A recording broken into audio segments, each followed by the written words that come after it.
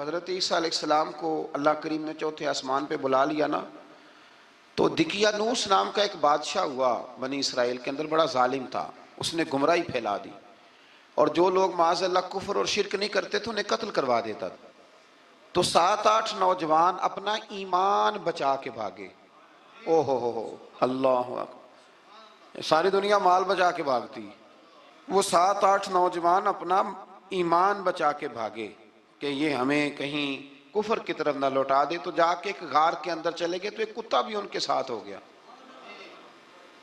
انہیں کتے کو بڑے روڑے مارے کہ یہ اگر بھونکے گا، آواز نکالے گا تو ہم پکڑے جائیں گے، ہم نے تو چھپنا ہے۔ پر اس کو نہ ولیوں سے پیار ہو گیا تھا، اس نے کہا بھگاؤ جتنا مرضی مجھے، فطرت میری ہے کہ میں بھونکتا ہوں، پر جب اللہ کے ولی ہوں تو پھر میں ادب کرتا ہوں۔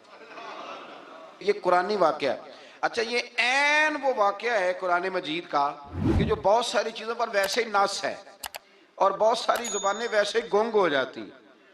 تو وہ 6-7 لوگ تھے، وہ چلے گئے غار کے اندر، جا کے انہوں نے پناہ لے لی۔ بادشاہ کو پتہ چل گیا کہ غار کے اندر ہے۔ اچھا، اللہ کی قدرت، جیسے ہی داخل ہوئے انہیں نیند آ گئی، یہ سو گئے۔ اور قرآن مجید کہتا ہے، قرآن مجید کے یہ لفظ ہیں کہ کتا غار کے منہ پر بازو پھیلا کے بیٹھ گیا، گویا اپنے مالکوں کی خدمت کر رہا ہے۔ اب میاں صاحب کی ایک بات کر لیں درمیان میں۔ میاں صاحب فرماتے ہیں، جنہ تناں وچ عشق نہ رچیا، کتے ہونا تھی چنگے، اور چلو مالک دیکھ کر راکھی کر دے، صابر بھوکے ننگے۔ یہ دیکھو نا کہ اتنا تو ان کے اندر بھی کمال ہے۔ اپنے نا دونوں بازو پھیلا کے، کتا بھی غار پہ بیٹھ گیا، ان کو نیند آ گئی۔ بادشاہ نے پتہ کرایا، کہاں بھاگ کے گئے؟ تو کہا وہ غار کے اندر ہیں۔ بادشاہ کہنے لگا کہ ان کی سزا یہ ہے کہ ایک دیوار چن دو غار کے منہ میں، غار کوئی بند کر دو۔ جس بندے کی ڈیوٹی لگائی نا غار چننے کی، بندہ بڑا نیک تھا، اس کو دیوار بنانے کا ذمہ دیا۔ اس نے نا دیوار بھی بنائی اور ایک تختی پہ نا سب کے نام لکھے، اور وہ تختی ایک صندوق میں رکھ کے وہاں بند کر دی، اور اسی طرح کی ایک تختی اس کے نیچے لکھا کہ ایک تختی ان کے ناموں کی نا میں مال خزانہ میں بھی بند کر رہا ہوں۔ اللہ تبارک و تعالیٰ کی قدرت کے بعد مفسرین نے لکھا ہے وہ 100 سال تک سوئے رہے، اور بعض نے لکھا ہے کہ 300 سال تک سوئے رہے۔ 300 سال کے بعد اس طرح ہوا کہ حکومتیں بدل گئیں۔ بیدروس نام کا ایک بادشاہ آ گیا، وہ بڑا نیک دل تھا، اس نے ہر طرف حضرت عیسیٰ علیہ السلام کی شریعت کا پھر سے نعرہ بلند کیا۔ اب نا کچھ لوگ ایسے تھے جو منکر ہو گئے تھے کہ مرنے کے بعد دوبارہ کیسے اٹھیں گے۔ بادشاہ ایک دن حجرے میں گیا، جا کے دعا مانگی، یا اللہ کوئی ایسی بات دکھا جس سے لوگوں کا ایمان پکا ہو جائے۔ اس طرح کے بھی بادشاہ ہوا کرتے تھے۔ تو رب کریم نے کہا میں نے تو پہلے ایک راز چھپا کے رکھا ہوا ہے، کھول دیتے ہیں۔ اس نے دعا مانگی، اور ادھر کیا معاملہ ہوا، ایک چرواہا بکریاں چرانے والا وہاں سے گزرا۔ اس نے سوچا یہ دیوار ہے، اگر اس کا منہ کھول لوں نا کبھی تو میری بکریاں یہاں تھوڑا سا دھوپ کے اندر سستا لیا کریں گی۔ اس چرواہے نے کیا کیا کہ اس نے وہ دیوار گرائی تاکہ میری بکریاں اندر جایا کریں۔ وہ دیوار گرائی تو اس نے اندر 6-7 لوگ سوئے ہوئے دیکھے، اور کتا بھی سویا ہوا دیکھا۔ اللہ تبارک و تعالیٰ اپنی قدرت سے، اپنے فضل سے ان کی کروٹیں بھی بدلتا رہا۔ اپنی قدرت سے ایک طرف انسان پڑا رہے نا تو اعضاء گل جاتے ہیں، ان کی کروٹیں بھی بدلی جاتی، مناسب روشنی بھی دی جاتی، حرارت بھی۔ اس نے دیوار گرائی تو ان کی آنکھ کھل گئی، ایک دوسرے سے کہنے لگے آج تو بڑی گہری نیند سوئے ہیں یار، آج تو لمبی نیند پوری کر لی، چلو بھوک بڑی لگی ہے ایک دوست کو بھیجو۔ یہ سارا واقعہ قرآن مجید میں موجود ہے، میں اپنے لفظوں میں بیان کر رہا ہوں۔ جاؤ ایک دوست کو بھیجو بازار سے نا کھانا لے آئے، پیسے وہی 300 سال پرانی کرنسی۔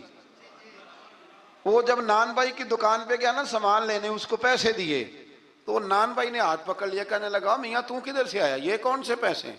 اس نے کہا پیسے کاہے کہ میں بھی سوچ رہا ہوں کہ حالات بدلے ہیں، سارے حضرت عیسیٰ کا کلمہ پڑھ رہے ہیں، ماحول اور ہے۔ اس نے کہا تیرے ہاتھ کوئی خزانہ لگ گیا ہے، یہ تو ہم نام سنتے تھے کہ یہاں کوئی دقیانوس نام کا بادشاہ رہا ہے، کوئی خزانہ، بتا کہاں سے لیے؟ شور ہوا، حاکم شہر تک خبر پہنچی، بادشاہ تک پہنچی۔ اس نے بتایا کہ بھئی ہم تو دقیانوس کے ڈر سے بھاگے ہیں، کل بھاگے ہیں یا آج سویرے، اتنا زیادہ ہمیں پتہ نہیں، کل یا آج سویرے بس نا، اتنا سا ہمیں یاد ہے کہ ہم گئے تھے۔ بہرحال لوگ جمع ہو گئے، اکٹھے ہو گئے، غار تک پہنچے۔ اب جو غار کے اندر تھے وہ پتہ کہتے ہیں لگتا ہے ہمارا دوست پکڑا گیا ہے. پکڑا گیا ہے تو اب بندے جمع ہو، وہ اندر ڈر رہے تھے، تسبیح کر رہے تھے، اللہ کو یاد کر رہے تھے. ادھر یہ پہنچ گیا جب ان لوگوں نے یہ جیتا جاگتا رب کے فضل کا نمونہ دیکھا، اور بادشاہ نے کہا کہ یہ کیا ہے. صندوق کھولا تو اس کے اندر وہ تختی لکھی تھی کہ یہ ان کے نام ہے، یہ دقیانوس سے ڈر کے بھاگے ہوئے ہیں، یہاں یہ سو رہے ہیں، اور اسی کی ایک تختی میں نے فلان جگہ بھی دفن کیا. وہ تختی بھی وہاں سے نکل آئی. اب سب لوگوں کی آنکھوں میں آنسو آئے اور سب کہنے لگے لا الہ الا اللہ، لا الہ الا اللہ، لا الہ الا اللہ. سب کہنے لگے ان اللہ علی کل شیء قدیر. جب ان کی بات پوری ہو گئی، لوگوں کے ایمان پختہ ہو گئے، تو اصحاب کہف کہنے لگے کہ ہمیں اب اجازت ہے، ہم پھر دوبارہ غار میں جاتے ہیں. وہ غار میں گئے تو رب نے پھر انہیں موت عطا فرمائی، نیند عطا فرمائی، تحفہ دیا. بادشاہ نے پھر اس کے آگے دیوار بنائی اور وہاں بادشاہ نے ایک مسجد تعمیر کرا دی، لوگ زیارت کرنے جاتے. یہ اصحاب کہف کا ذکر ہے. اب یہاں ہمارے مفسرین نے لکھا ہے کہ وہ جو کتا تھا نا، وہ بھی ساتھ ہی تھا. اللہ قیامت والے دن اسے انسانی، یا تو انسانی شکل ملے گی، یا جیسے رب کا فضل ہوگا رب کریم اسے بھی جنت عطا فرمائے گا. اس نے تبلیغ کی، دین کی، اس نے کیا کیا؟ تبلیغ کی، نمازیں پڑھی، روزے رکھے، حج کیا، 10 ہوتے صحیح اس کیتا کی. اسی آنکھیں نا خدا کے فضل سے ہم پر ہے سایہ غوث اعظم کا، ہمیں دونوں جہاں میں ہے سہارا غوث اعظم کا. لوگ پریشان ہو جاتے ہیں، کہتے ہیں کس طرح کی بات کرتے ہو؟ تو میں نے کہا اصل میں تیرا عقیدہ کچا ہے. وہاں تو کتا چلا جائے ولی کے پاس تو رب اسے جنت دے دیتا ہے، تو جیگتا جاتا مومن جائے تو اللہ کیوں فضل نہیں فرماتا؟ اس سے آگے نا پھر آیت نمبر 32 ہے. اس میں اللہ تبارک و تعالیٰ نے 2 لوگوں کا واقعہ بیان کیا ہے. فرمایا ایک شخص کے انگوروں کے باغات تھے اور چاروں طرف سے انہیں کھجوروں کے درختوں نے گھیر رکھا تھا، اور درمیان میں کھیتی بھی تھی، اور بیچ میں دریا بھی بہہ رہا تھا، اور ان باغات نے بہت عمدہ فصل دی. ایک دن یہ شخص اپنے ساتھی سے کہنے لگا میرا مال اور افرادی قوت تم سے زیادہ ہے، مجھے یقین ہے کہ یہ باغ کبھی برباد نہیں ہوگا. اول تو مجھے قیامت کا یقین ہی نہیں معاذ اللہ، لیکن اگر قیامت آئی تو مجھے وہاں سے بھی بہتر مال ملے گا. اس کے دوسرے ساتھی نے کہا تو اپنی اصل کو بھول گیا ہے اور تو نے اپنے خالق کی ناشکری کی جو کہ وحدہ لا شریک ہے. اگر تم نے باغ میں داخل ہوتے وقت ماشاءاللہ لا قوت الا باللہ کہہ دیا ہوتا تو یہ تمہارے حق میں بہتر ہوتا. اگرچہ مال اور اولاد میں تم سے کم ہوں، لیکن میرا ایمان یہ ہے کہ اللہ تعالیٰ مجھے اس سے بہتر نعمت عطا کرے گا، اور آسمان سے کوئی آفت آئی اور تمہارا باغ تباہ و برباد ہو جائے گا، یا اگر اس کا پانی زمین میں دھس گیا تو پھر تم اسے تلاش نہ کر پاؤ گے. بالآخر اس شخص کا باغ برباد ہو گیا. وہ جو کہتا تھا نا مجھے یقین نہیں قیامت نہیں آئے گی، اس کا باغ ہی. اور وہ کف افسوس ملتے ہوئے کہنے لگا کاش میں نے شرک نہ کیا ہوتا، لیکن پھر اس کا کوئی نہ مددگار تھا اور نہ حمایتی. آیت نمبر 45 میں اللہ تعالیٰ نے دنیا کی زندگی کی ناپائیداری کو ایک مثال سے بیان فرمایا کہ آسمان سے بارش نازل ہوئی، گھنا سبزہ نکلا، پھر وہ سوکھ کر چورا چورا ہو گیا، جسے ہوا اڑا کے لے گئی. مال اور بیٹے تو محض جیتی دنیا کا سنگار ہے، جب تک تم زندہ ہو تب تک مال بھی ہیں اور بیٹے بھی ہیں. والباقیات الصالحات، ہاں اگر کچھ ہے باقی رہے گی تو تمہارے اچھے اعمال باقی رہیں گے، اور اگر اولاد نیک ہوئی تو وہ بھی باقیات الصالحات میں شامل ہو جائے گی. آیت نمبر 47 سے فرمایا کہ قیامت کے دن تمام روئے زمین پر ایک کھلے میدان کی صورت میں ہوگا. سب لوگ صف باندھے رب کے حضور اکیلے حاضر ہوں گے اور اپنے اعمال ناموں کو دیکھ کر خوف زدہ ہوں گے. کہیں گے ہائے افسوس اس اعمال نامے کو کیا ہوا، اس نے نہ کوئی صغیرہ گناہ چھوڑا نہ کبیرہ، مگر سب کو شمار کیا. آیت نمبر 50 میں حضرت آدم علیہ السلام کو فرشتوں کے سجدہ، ابلیس کی نافرمانی اور شیطان اور اس کی ذریت کے انسان کے دشمن ہونے کا بیان ہے. آگے پھر ذکر شروع ہو جاتا ہے حضرت موسیٰ علیہ السلام اور حضرت خضر علیہ السلام کا. یہ لفظ خضر بھی ہے اور خضر بھی ہے، یہ 2-3 طریقوں سے پڑھا جاتا ہے. حضرت خضر کے بارے میں مختلف روایات ہیں کہ یہ ولی ہیں کہ نبی ہیں، لیکن مضبوط رائے اکثر بزرگوں کی یہی ہے کہ یہ بھی اللہ کے نبی ہیں، اور بعض نے لکھا ہے یہ ہمیشہ سے زندہ ہیں. یہ 2 اللہ کے نبی حضرت الیاس علیہ السلام اور حضرت خضر علیہ السلام، یہ دونوں ہر سال حج میں بھی جاتے ہیں. ہر سال حج میں بھی جاتے ہیں، کیونکہ ایک روایت ملتی ہے کہ محبوب کریم علیہ السلام حج پہ گئے تو فرمایا میں الیاس اور خضر کو پہاڑوں سے اترتے ہوئے دیکھ رہا ہوں۔ تو جن کو اللہ نے کھلی آنکھیں دی ہوتی ہیں پھر انہیں زیارت بھی ہوتی ہے، انہیں یہ نظر بھی آتے ہیں۔ حضرت خضر علیہ السلام کو اللہ نے علم لدنی عطا فرمایا۔ یہ علم لدنی اللہ جس کو اپنے پاس سے عطا کر دے اس کو علم لدنی کہتے ہیں۔ حضرت موسیٰ علیہ السلام ایک دن تقریر کرتے ہوئے کسی نے پوچھا کہ آپ سب سے بڑے عالم ہیں، فرمایا الحمدللہ۔ تو اللہ کریم نے فرمایا نہیں ہے موسیٰ کلیم آپ سے بڑے بڑے بھی ہیں، بڑے بڑے لوگ ہیں۔ ہمارے ہاں مسئلہ ہے پا نہ پڑی، اور لوگ مناظرہ کرنے آتے ہیں۔ کئی دفعہ لوگ نا مسئلہ بتاتے ہیں تو میں کہتا ہوں جناب آپ نے بتا دیا کہ اب آپ نے حکم کرنا ہے، اب آپ نے حکم کرنا ہے۔ کبھی کبھی کچھ لوگ ایسی باتیں کرتے ہیں وہ جی آپ ایک بندے کا نام لیتے ہیں ذکر کرتے ہیں، تو میں نے کہا چلو ہم نے بھی کہیں کچھ پڑھا ہی ہوگا نا تبھی تو ذکر کرتے ہیں، لیکن جو آتے ہیں نا لوگ وہ مشورہ تمہارے دور میں ہے ہی نہیں۔ جس نے جو لائن پڑھ لیا وہ اس پہ پکا ہو گیا، سارا نہیں نہ پڑھا، سارا پڑھے پھر بات سمجھ میں آتی ہے۔ حضرت موسیٰ کلیم اللہ کے نبی ہیں اور کیا بات ہے ان کی، اور یہ بھی اللہ کا فضل ہوا حضرت موسیٰ نے یہ بات کی تبھی تو ہمیں اتنی شاندار حکمتوں کے پھول ملے، یہ بھی حضرت موسیٰ کا ہی کمال ہے۔ تو حضرت موسیٰ نے کہا کہ اے اللہ وہ جو مجھ سے بڑا ہے عالم ہے وہ کہاں ملے گا جس سے میں حکمت کی بات سیکھوں؟ تو فرمایا جہاں مجمع البحرین ہے نا دو دریا ملتے ہیں وہاں وہ ملے گا۔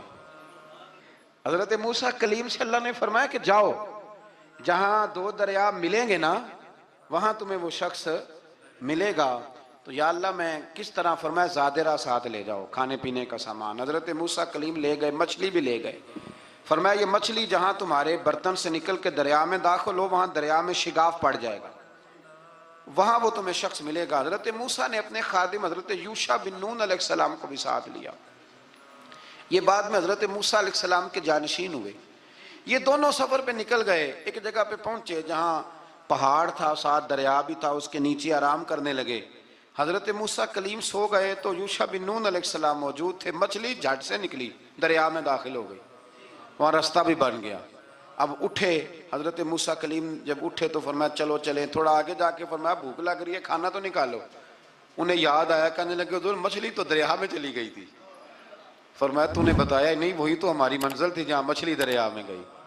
پھر وہاں سے واپس آئے قدموں کے نشانوں پہ، وہاں پہنچے جہاں مچھلی گئی تھی تو وہاں ایک شخص لیٹا ہوا تھا چادر لے کے۔ آپ نے سلام لی تو انہوں نے کہا وعلیکم السلام یا موسیٰ کلیم اللہ۔ تو آپ نے فرمایا آپ کون ہیں؟ فرمایا میں وہی ہوں جس کو آپ تلاش کر رہے ہیں۔ تو فرمایا آپ نے مجھے کیسے پہچانا؟ فرمایا جس رب نے تمہیں بھیجا ہے نا اس نے ہی مجھے بتایا ہے کہ موسیٰ آ رہے ہیں، موسیٰ آ رہے ہیں۔ اب حضرت خضر نے جو کچھ فرمایا وہ بڑا شاندار ہے۔ فرمایا موسیٰ کچھ باتیں ایسی ہیں جن کا آپ کو علم ہے اور مجھے نہیں، اور کچھ ایسی ہیں جن کا مجھے علم ہے اور آپ۔ اللہ اکبر، یہ کبھی ہماری سمجھ میں بات آ جائے، یہ کبھی سمجھ میں آ جائے۔ کچھ باتیں ایسی ہیں جس کا مجھے علم ہے، اور یہ بڑے بڑے سیانے بندے نہیں مانتے، بڑے بڑے میں عالم ہوں جی، تو آپ عالم ہیں میاں ایک شعبے کے، لیکن بہت سارے دنیا میں شعبے ہیں نا، دین کے عالم کا درجہ سب سے بڑا ہے، لیکن قانونی مشاورت کرنی ہے تو آپ وکیل سے کریں گے، گاڑی کے بارے میں پوچھنا ہے تو کسی مکینک سے پوچھیں، لیکن آپ بن کے نہ بیٹھ جائیں۔ فرمایا جس کا آپ کو علم ہے مجھے نہیں، اور جس کا مجھے علم ہے ان میں سے آپ کو نہیں۔ تو کہا میں پھر آپ کے ساتھ رہنا چاہتا ہوں اور میں وہ سیکھنا چاہتا ہوں جو آپ بتا رہے ہیں۔ تو حضرت خضر فرمانے لگے صبر کر لیں گے میرے ساتھ؟ یہ سب سے مشکل کام ہے، یہ سب سے، یعنی ہر بات کی تو یہاں لوگوں کو وضاحت چاہیے۔ کھانسے بھی تو آپ کو بتانا پڑے گا کھانسے کیوں، ہنسے بھی تو آپ کو بتانا پڑے گا ہنسے کیوں۔ بے بزرگ ہیں، بزرگوں کی باتوں میں حکمتیں ہوتی ہیں، لیکن ہم حکمت کی طرف جانے کو تیار نہیں ہوتے، ہمیں تو فوری طور پہ جواب چاہیے، حل چاہیے۔ حضرت موسیٰ علیہ السلام جناب خضر کے ساتھ چلے، فرمایا صبر کروں گا، میں چلتا ہوں آپ کے ساتھ۔ دریا کے قریب گئے کشتی میں بیٹھنے کے لیے، تو کشتی والوں نے حضرت خضر کو پہچان لیا، بغیر کرائے کے سوار کرایا، اور جب پار اترنے لگے تو حضرت خضر نے کشتی کا ایک تختہ ہی توڑ دیا۔ حضرت موسیٰ کہنے لگے یہ آپ نے کیا کیا؟ انہوں نے نیکی کی، آپ نے تختہ توڑ دیا۔ فرمایا آپ کو کہا تھا نا آپ نے صبر نہیں کرنا، آپ کو کہا تھا نا۔ فرمایا چلو میں صبر کروں گا۔ تھوڑا آگے گئے تو ایک نوجوان لڑکا، ابھی چھوٹی عمر ہے، وہ ملا۔ حضرت سیدنا خضر علیہ السلام نے اسے قتل ہی کر دیا. فرمانے لگے آپ نے قتل ہی کر دیا. ایک قرآن مجید ہے بھائی. میں کبھی کبھی سوچتا ہوں یہ ہم کسی درویش کی بات سناتے تو بندے اڑ جاتے.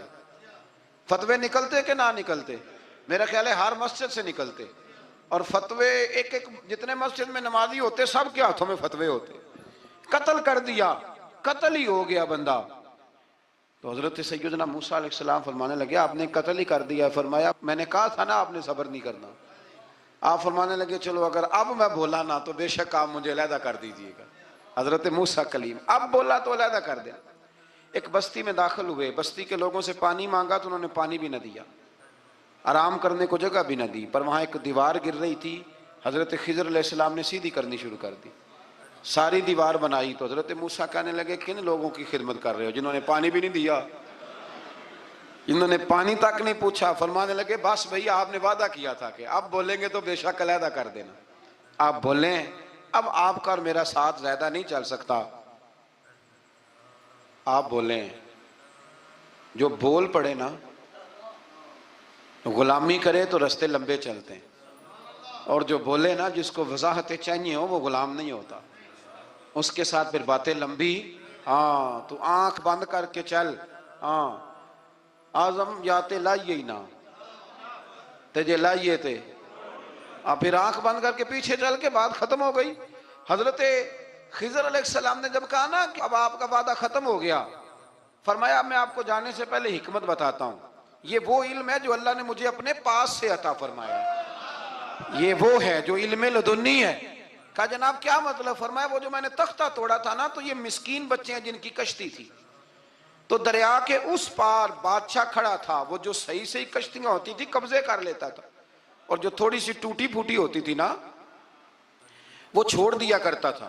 تو میں نے تھوڑی سی کشتی ان کی اس لیے توڑ دی ہے تاکہ دیکھے گا تو چھوڑ دے گا، اس لیے میں نے بھلا کیا ہے. اور فرمایا وہ جو بچہ میں نے قتل کیا نا وہ شروع سے ہی کفر کا دل دادا تھا. اس کے ماں باپ نیک تھے، اگر بڑا ہوتا جوان ہوتا تو ہو سکتا ہے ماں باپ کو بھی کفر میں مبتلا کر دیتا. اب اس کے بدلے اللہ انہیں صالح بیٹا عطا فرمائے گا. تو یہ بھی میں نے اللہ کے دیے ہوئے علم سے کیا. اور فرمایا یہ جو دیوار میں نے نبی ہو کے یا ولی ہو کے مزدوری کر کے دیوار بنائی ہے نا، اللہ اکبر. فرمایا یہ دیوار عام لوگوں کی نہیں، یہ یتیم بچوں کا خزانہ ہے دیوار کے نیچے. یہ گر جاتی تو خزانہ ظاہر ہو جاتا، اور بچائی اس لیے ہے کہ وَكَانَ أَبُوهُمَا صَالِحًا، ان بچوں کا باپ نیک آدمی تھا. ان کا باپ، قاضی ثناء اللہ صاحب پانی پتی فرماتے ہیں ڈائریکٹ باپ نہیں تھا، 7ویں نسل میں جا کے باپ بنتا تھا. سن لیں یہ بھی بات، ایک بندہ نیک ہو تو اس کی 7 نسلوں تک رب خزانوں کی بھی حفاظت فرماتا ہے. اب آپ اندازہ فرمائیں کہ بات کتنی دور تک جاتی ہے. بزرگوں کی باتوں میں نا حکمتیں ہوتی ہیں، دانائیاں ہوتی ہیں.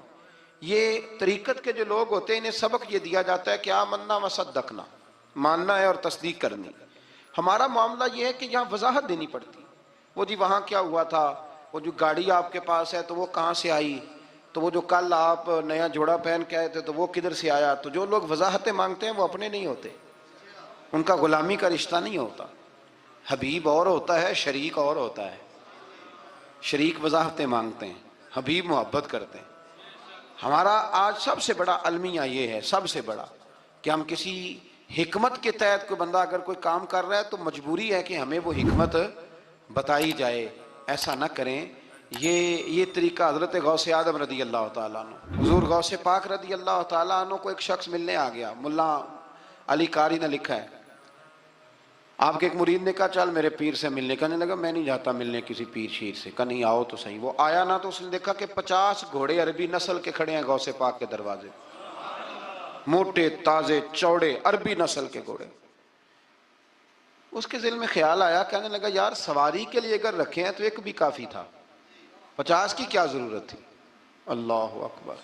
اب واقعی 50 کھڑے تھے، مرید کے پاس جواب ہی کوئی نہیں تھا. کہنے لگا یار پتہ مجھے بھی کوئی نہیں، لیکن حضرت صاحب نے رکھے ہیں تو حکمت ضرور کوئی ہوگی، حکمت ضرور کوئی، اس کی کوئی حکمت ہوگی. اللہ اکبر. وہ چلے گئے واپس. وہ روز تنقید کرتا کیسا تیرا پیر ہے 50 گھوڑے رکھے ہوئے. کیسے تیرا پیر ہے 50 گھوڑے رکھے ہوئے؟ کچھ دن گزرے تو ملا علی قاری کہتے ہیں وہ اعتراض کرنے والے کے پیٹ میں کوئی تکلیف ہوئی، بغداد کے سب سے بڑے طبیب کے پاس گیا، اس نے کہا تیرا تو جگر تباہ ہو گیا ہے، عربی نسل کا ایک گھوڑا چاہیے، اس کو ذبح کریں گے، اس کا جگر نکالیں گے، اس کی دوائی بنا کے تجھے کھلائیں گے، اور 50 گھوڑے ہوں گے تو بچے گا۔ اب پریشان ہو گیا، کہنے لگا گھوڑے ہیں تو صحیح، پر جو میں حال کر رہا ہوں گا گھوڑے تو نہیں ملیں گے، میرا تو جوتوں والا کام ہے، وہ شاید مل جائیں۔ لیکن جب انسان مرنے لگتا ہے تو پھر اس کو ڈوبتے کو تنکے کا سہارا۔ اپنے دوست کے پاس گیا، کہنے لگا چل تیرے پیر کے پاس چلیں۔ اس نے کہا تجھے نہیں لے کے جانا، تو تنقید کرتا ہے، کہتا ہے ایک دفعہ چاہیے کیا؟ کہا گھوڑے۔ کہنے لگا تیرے لیے رکھے ہیں کوئی؟ جا دوڑ جا، میرے حضرت صاحب کی ضرورت کیا ہے؟ لیکن جب غوث اعظم کی خانقاہ میں داخل ہوئے نا تو حضور غوث اعظم اٹھ کے ملے۔ اللہ والے دلوں میں باتیں نہیں رکھتے، ماتھا چوما اور فرمانے لگے میاں تو ایک دن نا میری گلی سے گزر رہا تھا تو میری تیرے اوپر نظر پڑی، تو مجھے نظر آیا تو بیمار ہوگا، اور تیرا علاج عربی نسل کے 50 گھوڑوں کی وجہ سے ہوگا، تو میں نے تیرے لیے لا کے کھڑے کیے ہوئے ہیں، تیرے لیے ہی کھڑے کیے ہیں۔ اب تو نا گھر بھی لے جانے کی ضرورت نہیں، چارہ بھی میرے مرید ہی ڈال دیا کریں گے۔ تو اس طرح کرنا، روز آنا ایک گھوڑا لے جانا، پھر اگلے دن آنا تو دوسرا۔ وہ خدا کے بندے تیرے لیے رکھے تھے، تو تنقید کر رہا ہے۔ اللہ کے بندے پردہ پوش ہوتے ہیں، ہاں شرط یہ ہے کہ وہ بندہ صالح ہو، دیندار ہو، وہ والا پیر نہ ہو جو نماز بھی نہ پڑھے اور گھوڑے 15 رکھے ہوئے ہوں اس نے، وہ والا معاملہ نہ ہو۔ تو میرے عزیز یہ یاد رکھیں کہ اللہ تبارک و تعالیٰ کا بندہ جب آپ کا روحانی علاج کرتا ہے نا، روحانی علاج سے مطلب جادو ٹونے کا علاج نہیں، روحانی علاج وہ ہوتا ہے کہ میرے گناہوں کا علاج ہو جائے، حسد بغض کینہ عداوت یہ نکل جائے، تو وہ کچھ ایسے نسخے بتاتا ہے جو سمجھ میں مرید کی نہیں آتے لیکن وہ ضروری ہوتے ہیں۔ انہی نسخوں کو استعمال کرنے سے انسان کا فائدہ ہوتا ہے۔ جی کرنے والے لوگ ہمیشہ کامیاب رہتے ہیں، وہ ماں باپ کے آگے کریں، استاد کے آگے کریں، شیخ کے آگے کریں، اور جن کو وضاحتوں کی ضرورت ہوتی ہے، ہاں ایک شرعی بات ضرور ہے، وہ ضرور سن لیں۔ اگر آپ کو کہیں کچھ شرعی قباحت نظر آئے جو قرآن و سنت سے ٹکراتی ہو تو وہ آپ پر فرض ہے آپ اپنے مرشد سے پوچھیں۔ کتنی بڑی بات کر رہا ہوں، یعنی جو چیز قرآن و سنت سے ٹکرا رہی ہو اس کی وضاحت طلب کرنا ضروری ہوتا ہے، اور جو دین سے نہ ٹکرائے اس پر آپ وضاحتیں پوچھتے ہیں تو پھر اس کا مطلب ہے کہ آپ علاج کرانے میں سنجیدہ نہیں ہیں۔ فرمایا پاک ہے وہ ذات جس نے اپنے بندہ خاص کو سیر کرائی، مسجد حرام سے لے کر مسجد اقصیٰ تک، اور مسجد اقصیٰ کون سی؟ الذی بارکنا حولہ، جس کے ارد گرد ہم نے برکتیں رکھی ہیں، لنوریہ من آیاتنا، تاکہ ہم انہیں اپنی نشانیاں دکھائیں۔ معراج حضور کی سیر کا نام ہے۔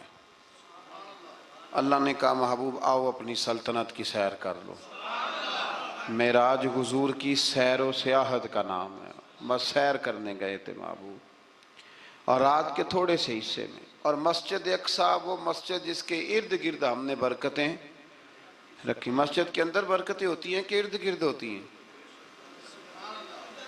الذی بارکنا حولہ، جس کے ارد گرد ہم نے برکتیں رکھی ہیں۔ تو مفسرین نے فرمایا کہ مسجد اقصیٰ کے ارد گرد انبیاء کے مزارات تھے، تو فرمایا کہ اس کے ارد گرد ہم نے برکتیں رکھی ہیں۔ جہاں نبی کا وجود ہو وہاں برکت ہوتی ہے، جہاں ولی کا وجود ہو وہاں برکت ہوتی ہے۔ لنوریہ من آیاتنا، تاکہ ہم انہیں اپنی نشانیاں دکھائیں۔ واقعہ معراج ظاہر ہے ایک تفصیلی اور ایک بڑا حیرت انگیز اور محبوب کی عظمت اور شانوں والا واقعہ ہے۔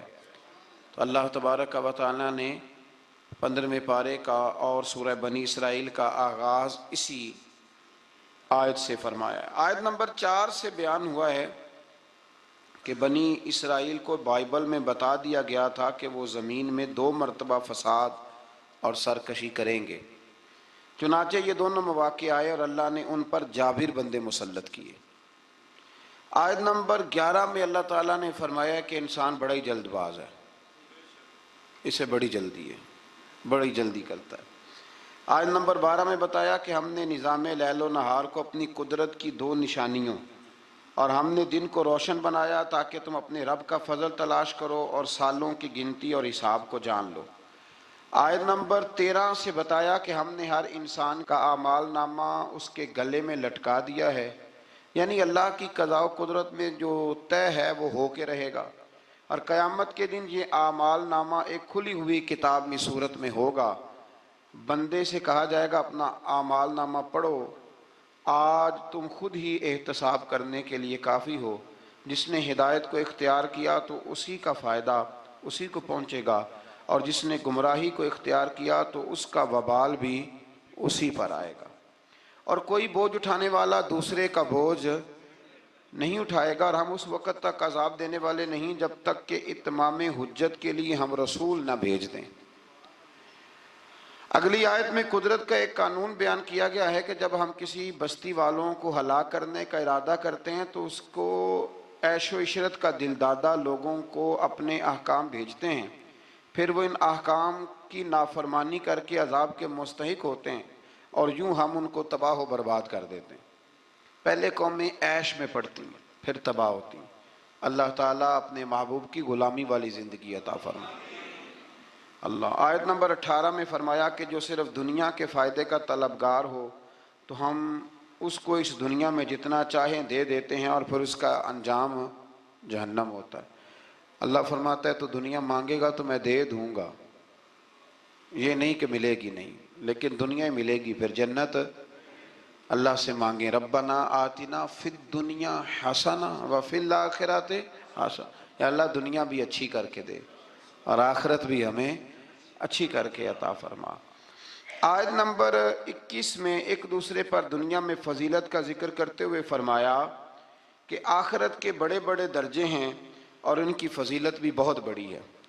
آیت نمبر 23 میں والدین کے حقوق کی جانب متوجہ کرتے ہوئے فرمایا کہ تمہارے رب نے حکم دیا ہے کہ اس کے سوا کسی کی عبادت نہ کرو، اور ماں باپ کے ساتھ نیک سلوک کرو۔ اگر تمہاری زندگی میں وہ دونوں یا ان میں سے کوئی ایک بڑھاپے کو پہنچ جائے تو اس کو اف تک نہ کہو، ان کو جھڑکو بھی نہیں، اور ان کے ساتھ ادب سے بات کرو، اور ان کے لیے عاجزی اور رحم دلی کے بازو جھکائے رکھو، اور یہ دعا کرو کہ اے میرے رب ان پر رحم فرما جیسا کہ انہوں نے بچپن میں رحم کے ساتھ میری پرورش فرمائی تھی۔ آیت نمبر 26 میں قرابت داروں، مسکینوں اور مسافروں کے حقوق ادا کرنے اور فضول خرچی سے اجتناب کا حکم ہے، اور یہ کہ فضول خرچی کرنے والے شیطان کے بھائی ہیں، اور اگر بسبب تنگ دستی خرچ نہ کر سکو تو ان سے نرم بات ہی کر لو۔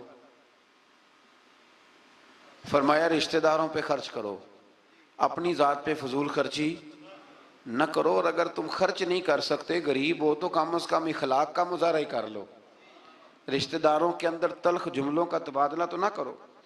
آیت نمبر 29 نے تسلسل کے ساتھ احکام کا بیان ہے، تسلسل کے ساتھ۔ نمبر 1 فرمایا خرچ کرنے میں بخل، ہرس اور فضول خرچی کے درمیان میانہ روی کو اختیار کرنا، یعنی نیک کاموں میں کھلے دل سے خرچ کرنا اور مباح کاموں میں اعتدال کے ساتھ خرچ کرنا، اور ناجائز کاموں میں بالکل خرچ نہ کرنا۔ نمبر 2 ارشاد فرمایا کہ افلاس کے خوف سے اولاد کو قتل کرنے کی تمہیں ممانعت ہے، اور یہ کہ سب کا رزق دینے والا اللہ ہے۔ نمبر 3 میں فرمایا کہ زنا بہت بری چیز ہے، اس سے بچو۔ نمبر 4 میں قتل ناحق کی ممانعت ہے، اور قصاص لینے میں حد اعتدال میں رہنے کا حکم ہے۔ نمبر 5 میں یتیم کا مال کھانے کی ممانعت ہے، اور اس کے بالغ ہونے تک اس کے مال کی حفاظت کا حکم ہے۔ نمبر 6 وعدوں کے پورے کرنے کا حکم دیا گیا، یہ آیت نمبر 29 میں سارے احکام ہیں۔ اور نمبر 7 ناپ تول میں خیانت کی ممانعت کی گئی۔ نمبر 8 جس چیز کا علم نہ ہو اس کے در پہ ہونے کی ممانعت کی، جس کا پتہ نہیں اس مسئلے میں پڑھنے سے اللہ نے یہ تو بڑا مشکل کام بتا دیا۔ یہاں تو جس کو بالکل بھی نہیں نہ پتا وہ بھی 1 2 3 فتوے تو دن میں دے ہی دیتا ہے، اللہ ماشاءاللہ۔ فرمایا جس کا پتہ نہیں اس کام کے پیچھے بے شک کان، آنکھ، دل ان سب سے روز قیامت سوال ہوگا۔ 9 نمبر میں فرمایا تکبر اور اطراء کے چلنے والے ٹھیک نہیں کرتے، ان کی مذمت ہے۔ نمبر 10 شرک کی مذمت بیان کی گئی، اور 11 نمبر پہ یہ بھی بیان ہوا کہ کسی کی روزی کی کشادگی یا تنگی کا مدار اس کی فضیلت یا بے قدری نہیں کہ بندہ اچھا نہیں تھا اس لیے اللہ نے پیسے نہیں دیے، فرمایا یہ اس کی بے قدری اس وجہ سے نہیں، یہ اللہ تعالیٰ کی حکمت اور مشیت کا معاملہ ہے۔ اللہ زیادہ بہتر جانتا ہے کہ کسی کو اس نے کیا دینا ہے۔ ان تفصیلات کے بعد فرمایا اے رسول یہ وہ حکمت والی باتیں ہیں جن کی ہم نے آپ کی طرف وحی فرمائی ہے۔ اقوال زری لکھے ہوتے ہیں نا، آپ اس طرح کریں، سورہ بنی اسرائیل کی آیت نمبر 29 لکھ کے لگائیں۔ میں اکثر نا جب کوئی بندہ کہتا ہے نا اقوال زری، تو میں کہتا ہوں پہلے بتاؤ قرآن سارا تم نے لکھ کے لگا لیا، یاد کر لیا، حدیثیں ساری لکھ لی؟ اب تو انگریزوں کے قولوں کو اقوال زری بنا کے لوگ بیان کرتے ہیں۔ تو میں کہتا ہوں پہلے قرآن حدیث اپنے اللہ کے بندوں کی باتیں تو پوری کر لو، تم تو دور نکل گئے ہو۔ اللہ فرماتے ہیں یہ حکمت والی باتیں ہیں، یہ تھوڑی حکمت والی بات ہے کہ رب فرما رہا ہے کہ کسی کی روزی کا کشادگی یا تنگی کا مدار اس کی فضیلت یا بے قدری پہ نہیں، بلکہ تو اللہ بہتر جانتا ہے کہ اس کو کیا دینا ہے۔ یہ بہت بڑی حکمت والی بات۔ آیت نمبر 40 میں کفار اور مشرکین کی اس خبیث فطرت کو بیان کیا گیا کہ خود تو بیٹوں کی تمنا کرتے ہیں اور اللہ کی طرف بیٹیوں کی نسبت کر کے کہتے ہیں کہ فرشتے معاذ اللہ اللہ کی بیٹی ہیں۔ آیت نمبر 44 سے بیان ہوا کہ 7 آسمان اور زمینیں اور جو بھی ان میں ہے اپنے اپنے انداز میں اللہ کی تسبیح کر رہے ہیں، ہر چیز اللہ کی حمد کے ساتھ اس کی تسبیح کر رہی ہے، لیکن تم ان کی تسبیح کو سن نہیں سکتے۔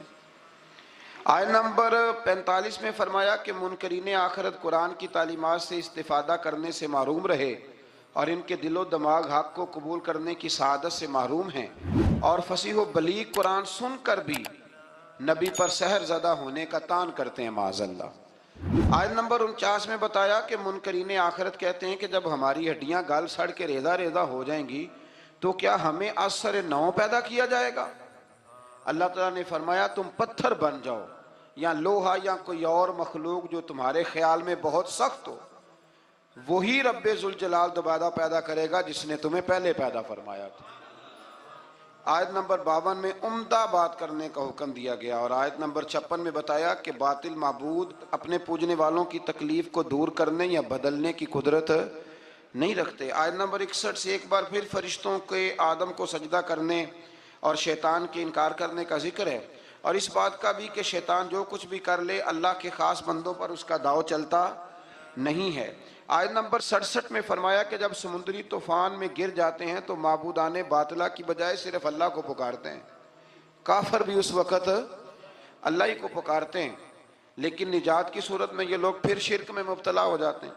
آیت نمبر 68 میں مشرکوں کو متنبہ کیا گیا کہ اگر ان پر کوئی آفت آ گئی یا انہیں خشک سرزمین میں کہیں دنسا دیا گیا یا کسی اور مصیبت میں مبتلا کیا گیا تو اللہ کے سوا کوئی نجات دینے والا نہیں ہے۔ آیت نمبر 70 میں بنی آدم کی عزت اور کرامت کا ذکر ہے کہ اللہ نے بنی آدم کو اپنی مخلوقات میں بہت سو پر فضیلت عطا فرمائی ہے۔ آیت نمبر 71 میں انسانوں کو اپنے پیشواؤں کے ساتھ بلائے جانے، دائیں بائیں اعمال نامے لینے والوں کو کامیابی کا بیان ہے، اور جو دنیا میں حق سے اندھا ہے وہ آخرت میں بھی اندھا ہے۔ قیامت میں اس کا کوئی پیشوا ہوگا اسی کے ساتھ ہی بلایا جائے گا نا۔ جو ساری زندگی کہتا رہے میں مانتا ہی نہیں کسی کو، کوئی امام نہیں، کوئی تقلید نہیں، کوئی شے نہیں، تو وہ کدھر جائے گا؟ ہاں اسی کے ساتھ جائے گا۔ اللہ تبارک و تعالیٰ سمجھنے کی توفیق عطا فرمائے۔ پھر اللہ تبارک و تعالیٰ نے آیت نمبر 73 سے کفار کے آپ صلی اللہ علیہ وسلم کو راہ حق سے ہٹانے کے باطل ارادوں کا ذکر فرمایا۔ اللہ تعالیٰ نے حق کے راستے میں آپ کی ثابت قدمی کو اپنا فضل قرار دیا ہے۔ آپ کو جزیرہ عرب سے نکالنے کی کفار کی سازش کا ذکر کرتے ہوئے فرمایا کہ وہ ایسا کرنے میں کامیاب ہو بھی جائیں تو برے انجام سے بچ سکتے نہیں۔ اشارتاً 5 نمازوں کا حکم فرمایا، فجر کی فضیلت کا بیان کیا، نماز تہجد کی ترغیب، اور رسول اللہ صلی اللہ علیہ وسلم کے لیے مقام محمود جو مقام شفاعت کبریٰ ہے، جہاں کھڑے ہو کے رسول پاک امت کی سفارش فرمائیں، عطا کیے جانے کا بیان ہے۔ آیت نمبر 81 سے حق کی آمد اور باطل کے نیست و نابود ہونے کا بیان ہے، اور یہ کہ قرآن میں اہل ایمان کے لیے شفا بھی ہے اور رحمت بھی ہے۔ آیت نمبر 83 میں انسان کی اس فطرت کا ذکر ہے کہ نعمتوں پر ناشکری اور مصیبت پر نا امیدی کا اظہار کرتا ہے، یہ اس کی فطرت ہے۔ آیت نمبر 85 میں اس امر کا بیان ہے کہ یہود نے رسول اللہ صلی اللہ علیہ وسلم سے روح کے بارے میں سوال کیا تو اللہ تعالیٰ نے فرمایا کہ اے رسول صلی اللہ علیہ وسلم کہہ دیجئے کہ روح میرے رب کے امر سے ہے اور تم کو محض تھوڑا سا علم عطا کیا گیا۔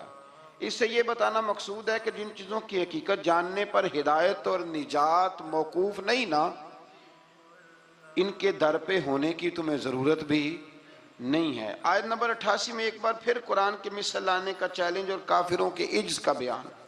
آیت نمبر 90 سے مشرکین مکہ کے بعد فاسد مطالبات کا ذکر کرتے ہوئے فرمایا کہ انہوں نے کہا ہم اس وقت تک آپ پر ایمان نہیں لائیں گے حتیٰ کہ آپ ہمارے لیے زمین سے پانی کا کوئی چشمہ جاری کر دیں، یا آپ کھجوروں اور انگوروں کے باغات کے مالک بن جائیں جن کے نیچے نہریں بہہ رہی ہیں، یا آپ ہمیں جس عذاب سے ڈراتے ہیں وہ لے آئیں، یا آسمان کو ٹکڑے ٹکڑے کر کے ہم پہ گرا دیں، یا اللہ اور فرشتوں کو ہمارے سامنے بے حجاب کر دیں، یا آپ کے لیے سونے کا گھر ہو، یا ہم آسمان پر چڑھ جائیں اور پھر آسمان سے ہم پر کتاب نازل کریں جس کو ہم پڑھیں۔ ان سب مطالبات کے جواب میں اللہ نے فرمایا اے رسول صلی اللہ علیہ وسلم کہہ دو میرا رب ہر عیب سے پاک ہے، میں کوئی شعبدے باز نہیں ہوں، بلکہ میں تو اللہ کا وہ بندہ ہوں جسے اللہ نے اپنا رسول بنا کے بھیجا ہے۔ یہ کچھ لوگ نا شعبدوں کی باتیں کرتے ہیں، آج بھی کرتے ہیں، فلانے پیر صاحب ہیں جی، یہ جو کچھ لوگ بڑے بڑے نادان ہیں نا، یہ ساری آپ پڑھ لیں آیت نمبر 90، تو وہی سارے سوالات ہیں جو آج کا بد مذہب ولیوں کے بارے میں کرتا ہے، کہتا ہے اگر ایسے ہیں تو پھر یہ کر دیں پھر وہ کر دیں۔ او خدا کے بندو، ولی شعبدے دکھانے نہیں آتے، بندوں کو رب سے ملاتے ہیں، ان کا کام پیغام حق دینا ہے، ان کا یہ کام نہیں ہے۔ آیت نمبر 94 سے کفار مکہ کے اس اعتراض کا ذکر ہے کہ اللہ نے بشر کو رسول بنا کے کیوں بھیجا، استغفر اللہ، یعنی کوئی فرشتہ کیوں نہیں بھیجا؟ اللہ تعالیٰ نے فرمایا رسول صلی اللہ علیہ وسلم کہہ دو اگر زمین میں فرشتے بستے اور اطمینان سے چلتے پھرتے تو ہم ان پر آسمان سے فرشتہ ہی رسول بنا کے نازل کرتے۔ اگر فرشتوں کی طرف رسول بنانا ہوتا تو پھر کس کو بناتے؟ فرشتوں کو، یعنی نبی اور رسول جس مخلوق کی طرف مبعوث ہوئے اسی کے جن سے ہوتے ہیں۔ ان آیات میں یہ بھی بتایا کہ منکرین آخرت کو ان کے منہوں کے بل اندھا، گونگا اور بہرا بنا کر اٹھایا جائے گا اور ان کا ٹھکانہ جہنم ہے۔ آیت نمبر 100 میں فرمایا کہ آپ کہیے اگر بالفرض تم میرے رب کی رحمت کے خزانوں کے مالک ہوتے تو تم خرچ کے ڈر سے ان کو روکے رکھتے، اور دراصل انسان ہے ہی بخیل، یہ کنجوس ہے، یہ اللہ کی دی ہوئی توفیق سے بھی اس کے رستے میں خرچ کرنے کو تیار نہیں ہوتا۔ آیت نمبر 101 سے موسیٰ علیہ السلام کو 9 معجزات عطا کیے جانے، فرعون کا آپ کو ساحر کہنے، فرعون کے غرق ہونے اور بنی اسرائیل کے زمین میں آباد ہونے کا ذکر ہے۔ آیت نمبر 105 میں قرآن مجید کو بتدریج تھوڑا تھوڑا نازل کر کے نازل کرنے کی حکمت یہ بتائی گئی کہ رسول ان پر ٹھہر ٹھہر کے پڑھیں گے، ان کے لیے قرآن کو سمجھنے میں آسانی ہوگی۔ مشرکین مکہ اعتراض کرتے تھے کہ کبھی آپ اللہ کہتے ہیں کبھی رحمان کہتے ہیں، ہم تو رحمان کو نہیں جانتے، تو اللہ نے فرمایا رسول کہہ دیجئے کہ معبود برحق کو تم اللہ کہہ کے پکارو یا رحمان کہہ کے پکارو،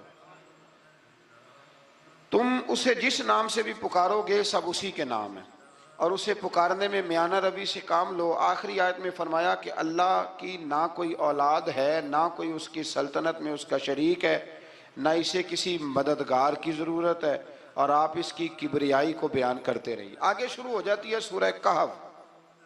اصحاب کہف کا نام تو سنا ہے نا ماشاءاللہ آپ حضرات۔ پہلے اس کی فضیلت میں ایک حدیث نہ بیان کروں؟ نبی کریم صلی اللہ علیہ وسلم نے فرمایا، یہ مسلم شریف کی حدیث ہے، دجال آئے گا قیامت کے قریب اور بڑے لوگوں کو گمراہ کرے گا، تو حضور نے فرمایا جو سورہ کہف کی 10 آیات زبانی یاد کر لے نہ وہ دجال کے فتنے سے بچ جائے گا۔ اللہ توفیق عطا فرمائے۔ اور غور کریں میں کیا عرض کرنے لگا ہوں۔ قرآن مجید کہتا ہے قد جاءکم من اللہ نور و کتاب مبین، اے لوگو تمہارے پاس اللہ کی طرف سے نور آیا اور کتاب مبین آئی۔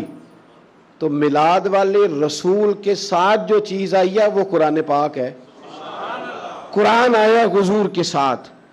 قرآن پاک کی تلاوت خوبصورت ہو محفل میلاد میں، ویسے تو سارا قرآن ہی حضور کی نعت ہے، سارا قرآن ہی، اور میں حیران ہوتا ہوں کہ نقیب اعلان کر رہا ہوتا ہے سارا قرآن حضور کی نعت ہے، نعت کا کہہ رہا ہوتا ہے سارا قرآن حضور کی نعت ہے، تو پھر ان سے کہنا چاہیے نا پڑھے چند آیتیں، سنا پھر آپ شعر ہی رہے ہیں، چند آیات کی تلاوت کریں نا، مہربانی فرمائے۔ آپ نے کہا ہے نا سارا قرآن حضور کی نعت ہے، ذوق سے تلاوت کی جائے محفل میلاد میں، سارا قرآن ہی حضور کی نعت ہے، پر جن میں ذرا خاص وضاحت کے ساتھ حضور کا علم شریف ہے، فضائل ہیں، خصائل ہیں، شانیں، جن آیات میں چہرہ والضحیٰ کا ذکر ہے، زلف واللیل کا ذکر ہے، سینہ علم نشرح کا ذکر ہے، حضور علیہ السلام کی نظر مازاق کا ذکر ہے، جس میں رسول پاک کے علم مبارک کا ذکر ہے، جس میں حضور کی رحمت کے تذکرے ہیں، یہ آیات تلاوت کی جائیں اور اچھا قاری تلاوت کرے اور پھر تلاوت کر کے ان کا ترجمہ بالکل سادہ ترجمہ ایک قوم تک پہنچا دیا جائے تو محفل میلاد میں یہ خوبصورت خدمت ہوگی۔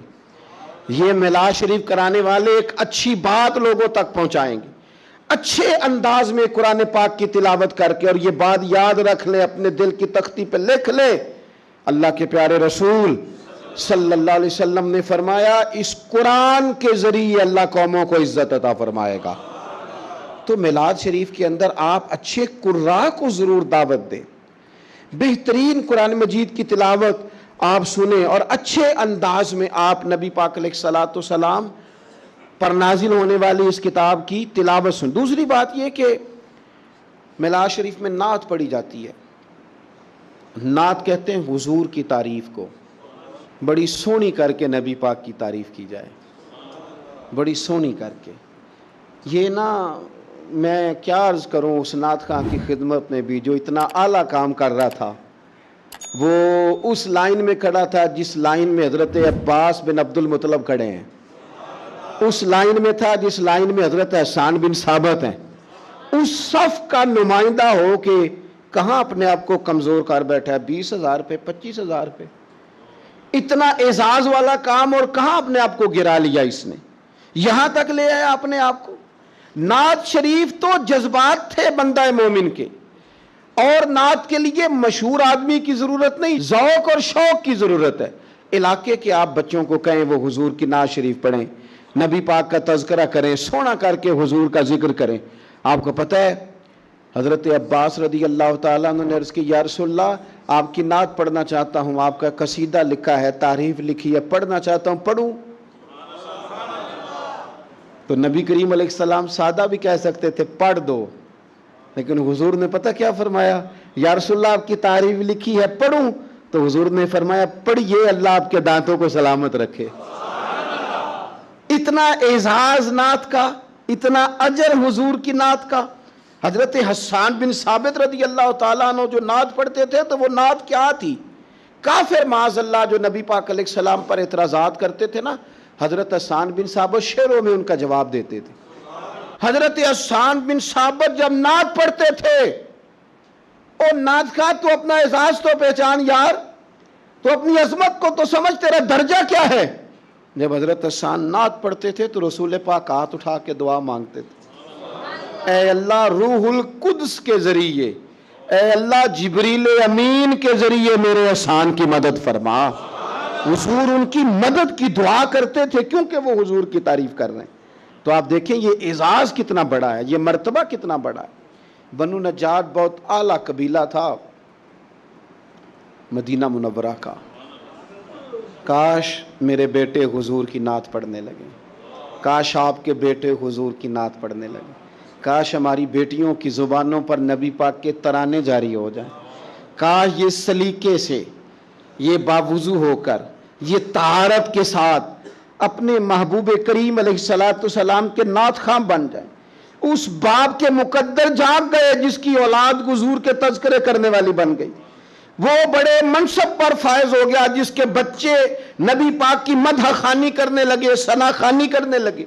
بنو نجار قبیلے کی بچیاں حضور مدینے آئے تو دف بجاتی، وہ ننھی بچیاں جو بیٹھ کر وہاں دف بجاتی تھی، رسول پاک کی جانب اشارے کر کے گاتی تھی کہ ہم ہیں بچیاں نجار کے عالی گھرانے کی، خوشی ہے آمنہ کے لال کے تشریف لانے کی، ہمیں خوشی ہے آمنہ کے لال کے تشریف لانے کی۔ وہ نا حضور کا ذکر کرتی ہیں، نبی کریم علیہ السلام کی تعریف کرتی ہیں تو حضور ان کے پاس سے گزرے۔ تو ابو داؤد شریف میں جو حدیث کے لفظ ہیں بڑے کمال ہیں، بڑے میٹھے ہیں، ان میں جو رعنائی اور حسن کے جو جذبے ہیں اور جو ان بچیوں کے لیے اعزاز ہے اور نعت خواں کے لیے جو خوشخبری ہے وہ سمجھنے والی ہے۔ وہ بچیاں حضور کی تعریفیں کر رہی تھی، وہ کہہ رہی تھی ہم بنو نجار کی قبیلے کی اعلیٰ بچیاں ہیں. ہمارے مقدر دیکھو ہمارے پڑوسی کون بنے ہیں؟ مدینے والے مصطفیٰ کریم علیہ السلام. اس لیے خوش ہیں کہ حضور ہمارے پڑوسی بن گئے، مدینے آ گئے، حضور ان کے قریب سے گزرے.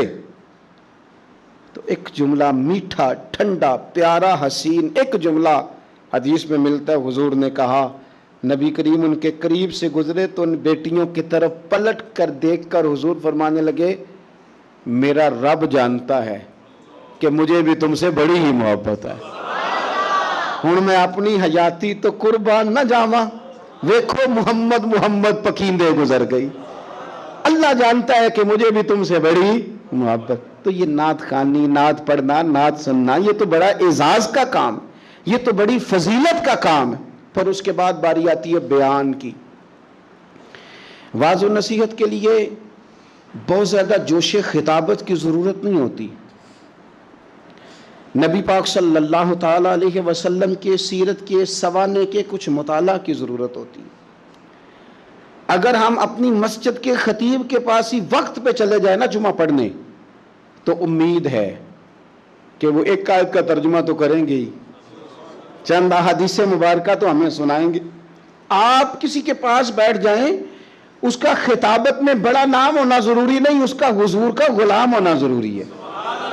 ایسے خطباء کو دعوت دیں جو اہل سنت کے مسلمات کی روشنی میں کتاب و سنت کا نچوڑ لا کے آپ کو وہ بیان کریں اور آپ کو سنائیں. نبی پاک علیہ السلام کی سیرت اگر بیان کی جاتی، حضور کے فضائل، خصائل، شمائل، تعریفیں اگر کی جاتی، ہماری اولادوں کے دلوں میں حضور کی محبت پیدا ہوتی. اور میرا یقین ہے کہ جس دن ہم قوم کو حضور کی سیرت سنانے میں کامیاب ہو گئے نا، اس قوم کو جینے کا سلیقہ آ جائے گا، انہیں زندگی گزارنے کے ڈھب نصیب ہو جائیں گے. انہیں سمجھ آ جائے گی کہ معاشرے کے اور سوسائٹی کے اندر سکون سے، چین سے، وقار سے کس طرح رہا جا سکتا ہے اگر ہم کامیاب ہو جائیں. اس لیے حضور کی سیرت بیان کی جائے، اخلاق عالیہ کا تذکرہ کیا جائے، اوصاف جمیلہ بیان کیے جائے، فضائل، شمائل، سیرت کا ایک باب ایک تقریر میں بیان کیا جائے. اور حضور کے فضائل بیان کرنا کتنا اعزاز کا کام ہے.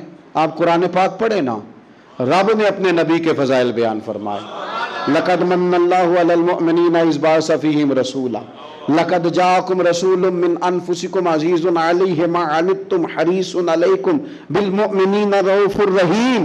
یا ایھا النبی انا ارسلناک شاہدا ومبشرا ونذیرا وداعیا الی اللہ باذنہ وسراجا منیرا وما ارسلناک الا رحمتا للعالمین. کہاں کہاں رب کریم نے اپنے محبوب کے فضائل بیان کیے. ان کو کھولا جائے، ان کو بیان کیا جائے، ان کی تفسیریں پڑھی جائیں، قوم کے دلوں میں، لوگوں کے دلوں میں حضور کی محبت بٹھائی جائے. آپ دیکھیے سنن ترمذی کتاب المناقب میں حدیث ہے، حضرت عبداللہ ابن عباس فرماتے ہیں چند صحابہ بیٹھ کے حضور کا ذکر کر رہے تھے، مختلف انبیاء کا تذکرہ کر رہے تھے. کسی نے کہا حضرت ابراہیم خلیل اللہ ہیں، جناب اسماعیل ذبیح اللہ ہیں، حضرت موسیٰ کلیم اللہ ہیں، حضرت عیسیٰ کلیمت اللہ ہیں. باتیں ہو رہی تھی، حضور بھی آ گئے. فرمایا جو تم نے کہا میں نے سن لیا، سنو پھر اعلیٰ وانا حبیب اللہ. میں فخر سے نہیں کہتا مجھے رب نے اپنا محبوب بنایا ہے، میں فخر سے نہیں کہتا. حضور فرمانے لگے سنو، قیامت کے دن حمد کا جھنڈا میرے ہاتھ میں ہوگا، پر میں فخر سے نہیں کہتا. فرمایا قیامت کے دن سب سے پہلے میں شفاعت کروں گا اور میری شفاعت ہی قبول کی جائے گی، پر میں فخر کے ساتھ نہیں کہتا. فرمایا صبح قیامت سب سے پہلے جنت کا دروازہ میں کھٹکھٹاؤں گا اور میرے لیے ہی سب سے پہلے کھولا جائے گا، پر میں فخر کے ساتھ نہیں کہتا. رسول کریم صلی اللہ تعالی علیہ وسلم ارشاد فرمانے لگے فقیر، غریب، مومن قیامت کے دن میرے ساتھ جنت میں جائیں گے، پر میں فخر کے ساتھ نہیں کہتا. حضور فرمانے لگے پہلوں میں بھی اور پچھلوں میں بھی اللہ کی بارگاہ میں سب سے زیادہ اعزاز میرا ہوگا، پر میں فخر کے ساتھ نہیں کہتا. فاضل بریلوی کیا فرماتے ہیں؟ کہتے ہیں پیش حق مجدہ شفاعت کا سناتے جائیں گے، وہ آپ روتے جائیں گے، ہم کو ہنساتے جائیں گے. باغ جنت میں محمد مسکراتے جائیں گے صلی اللہ تعالی علیہ وسلم. باغ جنت میں محمد مسکراتے جائیں گے، پھول رحمت کے گریں گے ہم اٹھاتے جائیں گے. اور کیا کسی نے خوب کہا, خلد میں ہوگا ہمارا داخلہ اس شان سے ہم یا رسول اللہ کا نعرہ لگاتے جائیں, یا رسول اللہ کا نعرہ لگاتے جائیں. تو حضور نے تو خود اپنے فضائل بیان کیے, لہذا بہترین گفتگو. پھر صلاۃ و سلام ہوگا محفل میں. یہ جو درود و سلام ہے نا, دیکھیں نا انداز کیا ہے. ان اللہ و ملائکتہ یصلون علی النبی, اللہ بھی, اللہ کے فرشتے بھی نبی کریم پر درود بھیجتے ہیں. یا ایھا الذین آمنو, اے ایمان والو, یعنی اپنے لفظوں میں ترجمہ کر لیں, اے میرے نبی کے ماننے والو, صلو علیہ وسلموا تسلیما, تم بھی محبوب پر درود بھیجو اور خوب سلام پڑھو. تم بھی درود بھیجو اور خوب سلام پڑھو. پھر ہمیں سکھایا نا ہمارے امام نے کہ کہنا ہے مصطفیٰ جان رحمت لاکھوں شم بزم ہدایت پہ لاکھوں سلام, جس کے گچھے سے لچھے جڑے نور کے ان ستاروں کی نصرت پہ لاکھوں سلام.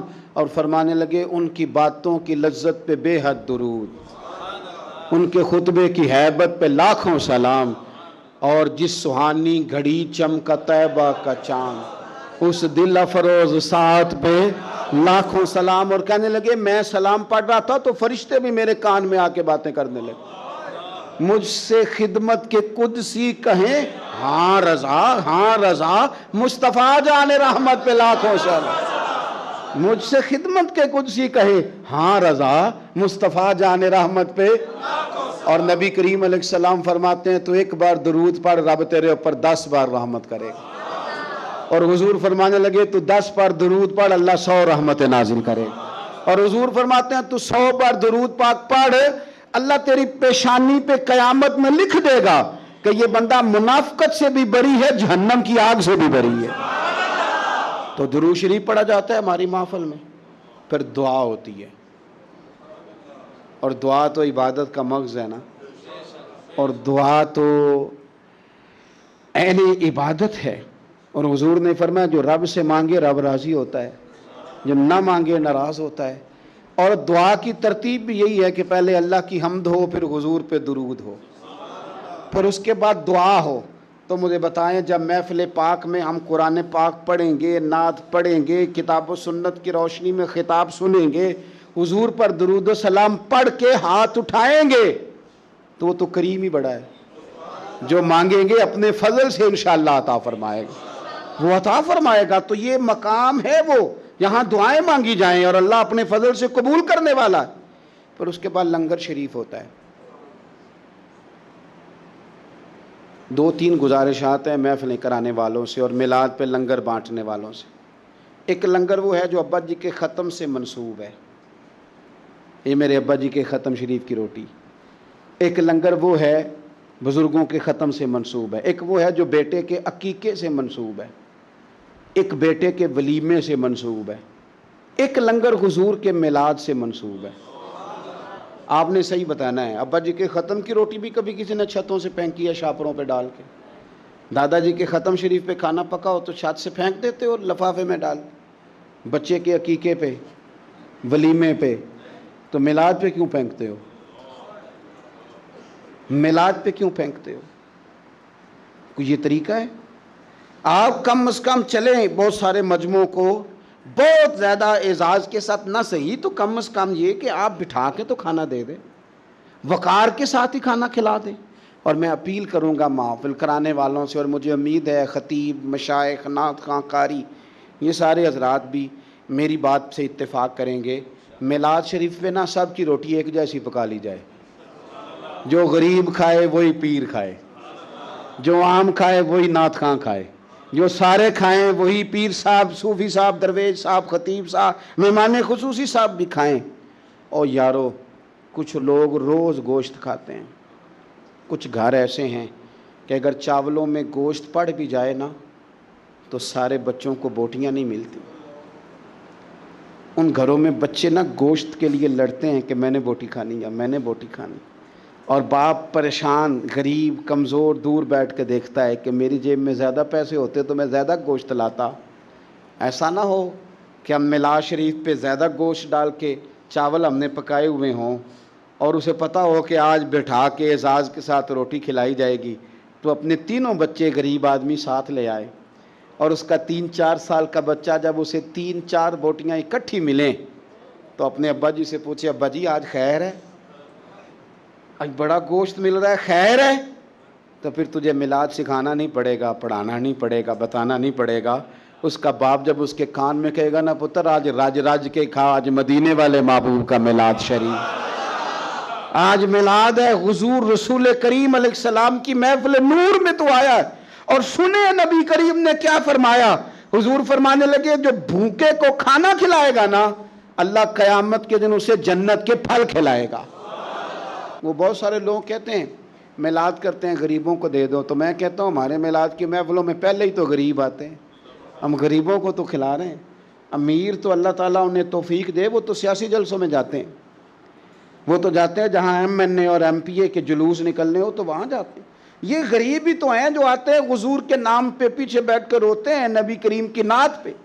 تو لنگر شریف اگر اس تسلسل سے ہو، اس شوق سے ہو، اس ذوق سے ہو کہ بہت سارے غرباء کو میسر آئے اور ان کو کھانے کھلائے جائیں، پیٹ بھر کے کھانے کھلائے جائیں، ہو سکے تو کچھ غریبوں کو کپڑے بانٹے جائیں حضور کے میلاد کے نام پر، ہو سکے تو کچھ کی امداد کی جائے کہ یہ میلاد کا تحفہ ہے تیرے لیے۔ اگر یہ سارے ذوق میلاد النبی پہ لنگر شریف کے نام پر پیدا کر لیے جائیں تو آپ یقین کریں کہ میلاد نہ اس طرح کا بن جائے گا کہ وہ تقریروں سے، باتوں سے اتر کر دلوں میں اترنا شروع ہو جائے گا، اور بہت سارے لوگ ایسے ہوں گے جن کی روحیں وجد کریں گے میلاد آنے پر، طبیعتیں مائل ہوں گی۔ اور میلاد کا سبق بھی یہی ہے، درس بھی یہی ہے، شوق بھی یہی ہے۔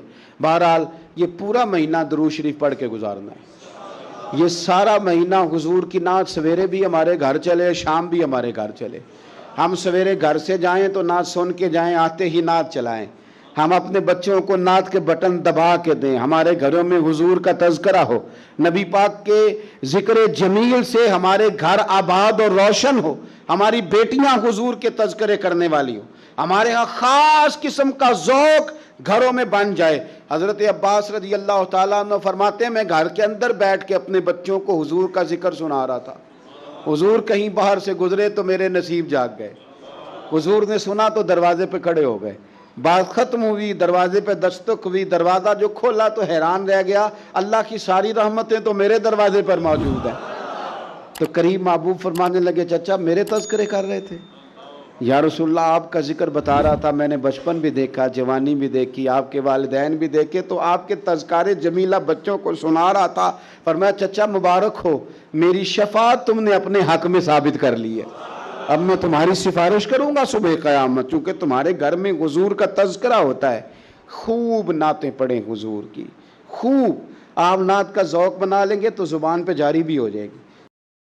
نعت سرکار کی پڑھتا ہوں میں، بس اسی بات سے کرنے میرے رحمت ہوگی، ایک تیرا نام وسیلہ ہے میرا، رنج و غم میں دیسی نام سے راحت ہوگی، یہ سنا ہے کہ بہت گھور اندھیری ہوگی، قبر کا خوف نہ رکھنا ہے دل، وہاں سرکار کے چہرے کی زیارت ہوگی، ان کو مختار بنایا ہے میرے مولا نے، خلد میں بس وہی جا سکتا ہے جس کو ہنسنے کے بابا کی اجازت ہوگی، نعت سرکار کی پڑھتا ہوں میں، بس اسی بات سے گھر میں میرے رحمت ہوگی۔